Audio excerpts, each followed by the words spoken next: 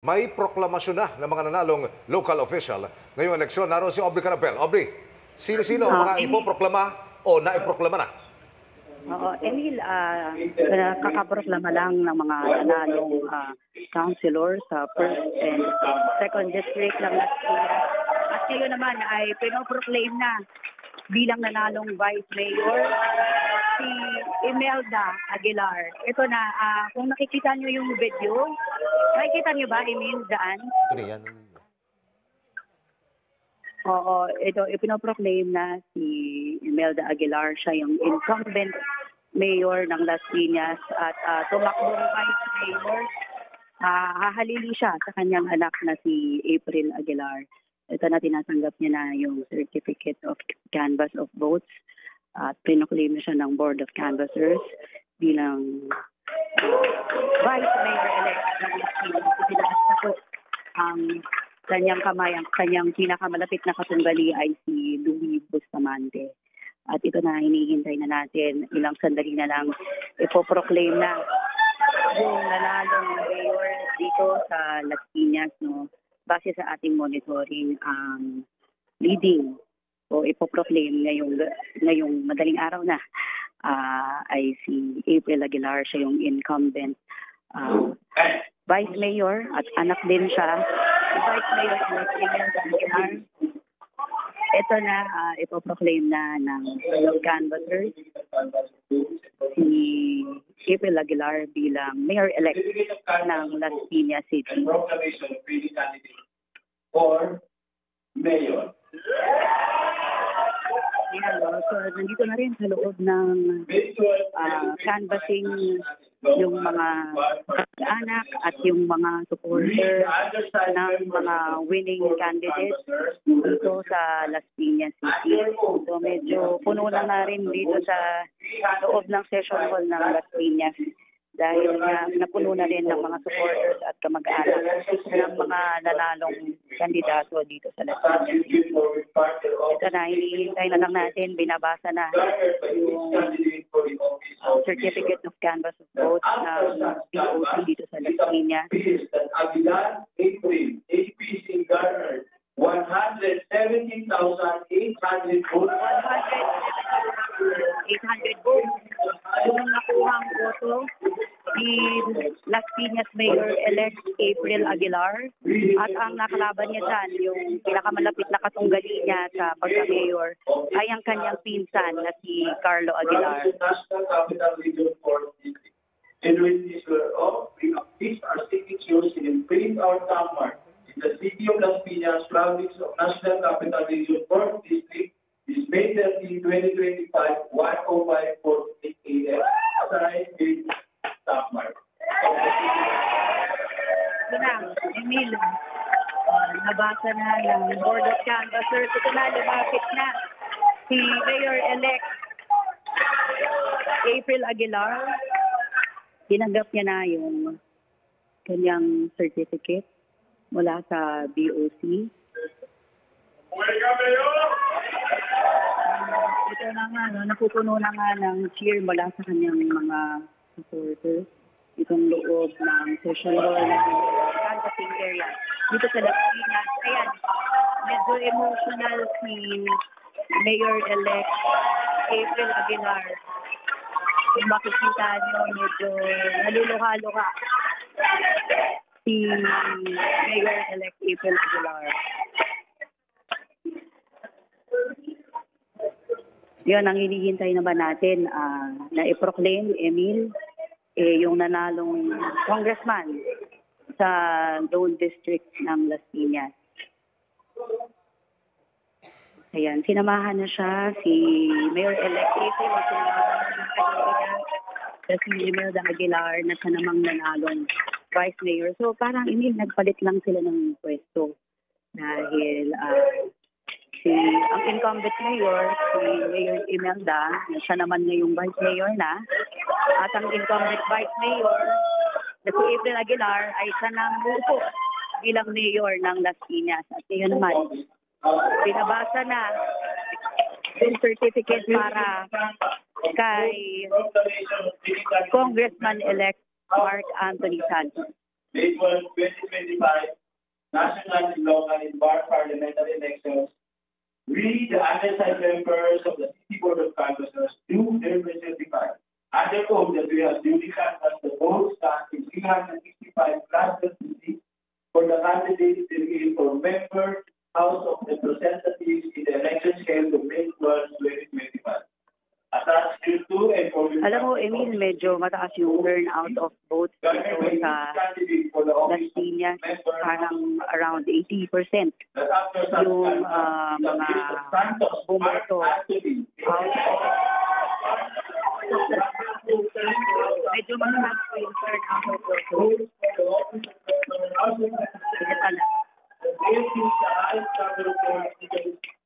Ito na, so sabi nga dito sa Las Piñas, sabi nga biggest upset dahil ang nakalaban ni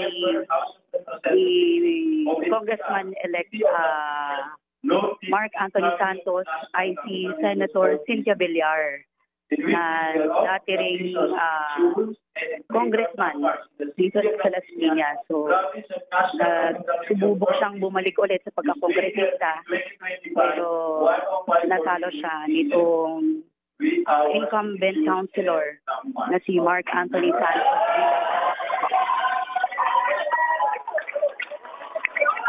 Ito na tinatanggap na ni Congressman-elect Mark Anthony Santos ang Certificate of Canvass of Vote mula sa BOC.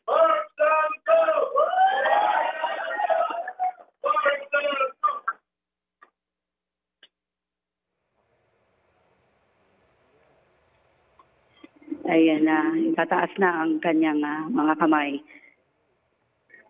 ng Board of Canvassers.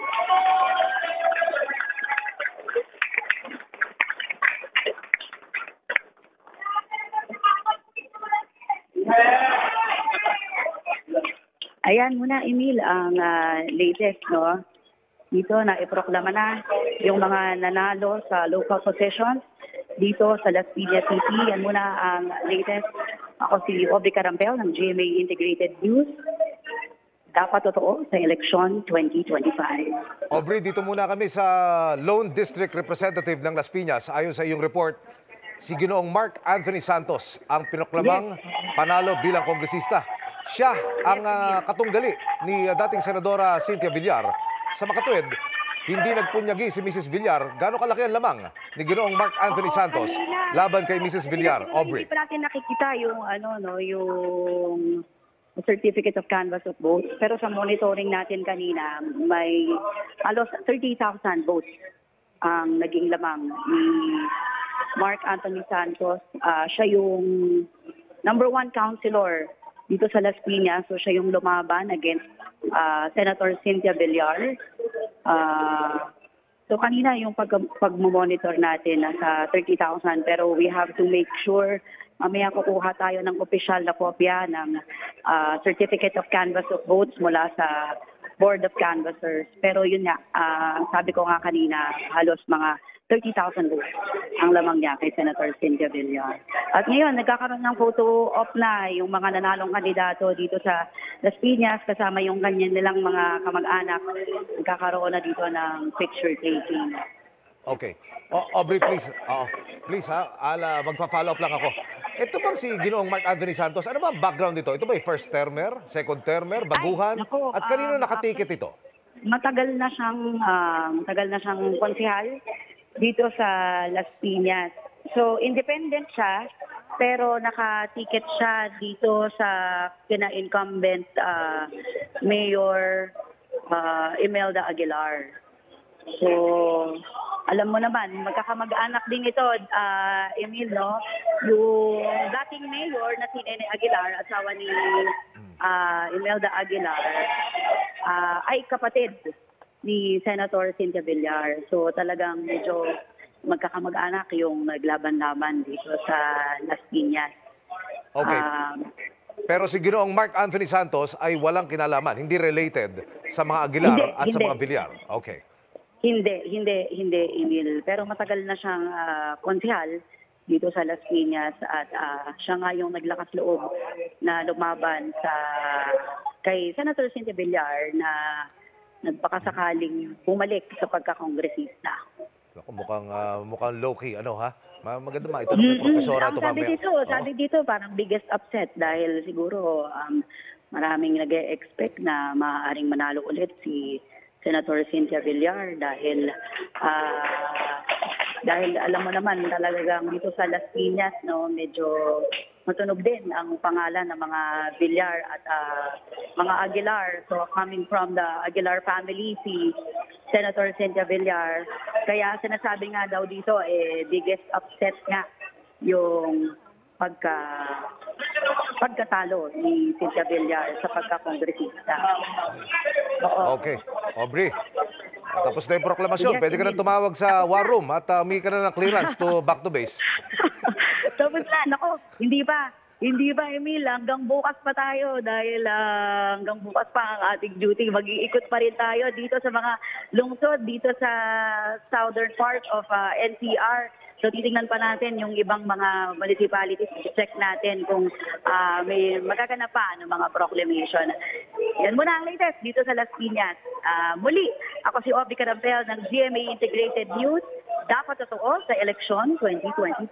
Okay, sipag mo. Maraming salamat, Aubrey Carampel. Profesora, Ayan. Diretso na ako sa iyo. Ano po reaksyon niyo? Ano po reaksyon ninyo? May Cynthia Villar ho yun.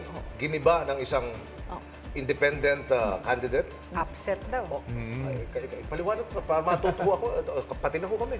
Profesora, please. Nung nagsimula akong magsalita kanina, binanggit ko yung parang yung panibagong choice ng mga Gen Z, ng mga kabataan. In other words, may mga ilan panakanaka mga lugar, mga areas na kung saan kinakakitaan ng pagkagusto ng iba naman. May pagbabago naman. No? So ito paligay ko bahagi ito kasi parang yung isang political myth na yung Cynthia Villar, di ba? Pero here comes yung mga botante sa Las Piñas, they want a change. Gusto rin nila na makakita siguro ng iba naman, tingnan natin yung iba, kasi paulit-ulit na lang, the same family name. And by the way, related sa Aguilar ang Villar. Opo. Oo. So, siguro yung pagnanais na subukan ang isang bago na iiba. So, bahagi ito nung tingin ko merong spots of yung desire na mabago. So may pag-asa, no? Nabanggit nyo nga, yung mga millennials, nagbabago na yung kanilang... At talagang diretsahan sila at gusto talaga nila na makaranas naman ng pagbabago dahil sila yung apektado, hindi ho ba? Trabaho nila, yung kinabukasan nila. Yun yung iniisip siguro nila. Pero paano kaya masusustain ito? Well, actually, yun yung isang magandang tanong. Kasi habang tumatagal, eto bang mga kabataan na gustong makakita ng change dun sa ating liderato ay mananatiling mapanuri, no? Yung nagnanais ng... Pero sa akin, ibang generation ito So, ako hindi ko isasara yung pinto na baka may iba nga silang gustong ipakita. At marami sa kanila exposed na rin sa international, Ang hilig nga ng mga millennials at saka nung mga Gen Z magbiyahe. Dahil ayaw na nila nung makakita yung same environment, the same ba ito? O gusto namin makakita ng iba, makadraw ng bago naman? Ito yung katangian nitong henerasyon na yan At yun ang maganda sa mga nagta-travel, no? Pag naranasan mo yung maganda, pagdating mo sa Pilipinas, ay sana maranasan ko rin yung naranasan sana ganito natin yung sa ibang mangyari bansa. sa atin, di ba? Yung aspiration na umunlad, magkaiba naman, makakita ng pagbabago. Ito yung aspiration nitong henerasyon na ito. Although, on the other hand, lahat tayo gusto yan, lalo na itong henerasyon na to. Pero may parang kailangan pang bakahin, ma'am, para magkaroon ng option ba? Yung botante, yung mas may mapagpipilian. Susunod na siguro, Profesora. Sa inyo palagay, yun naman ang magpapalito. Paligay ko, hindi natin sinasara yung pinto na yung ibang kabataan, although napaka-cynical na nung iba sa kanila, nakikita namin yung cynical na sila Pero yung iba naman, nagde-dare na sige, kami naman yung kami yung andito ngayon. May ganon, pero hindi ko sasabihin na yan pa rin yung karamihan. Yung iba gustong umalis sa ganitong sitwasyon, mabago, kaya nag-aspire sila na gusto namin magtrabaho sa ibang bansa, gusto namin makakita ng ibang klaseng buhay. Kasi sawa na rin, sawa na dun sa paulit-ulit na same leaders, sawa na Same sa names. kahirapan, increasing yung poverty, natin. Correct. Ayaw na nila Oo. nito. Siguro sinasabi ni Maki, correct me if I'm wrong, pero bukod sa voters education, dapat yung mga politiko magbago din. Di ba? Magbago din. Di ba? Oo, Oo,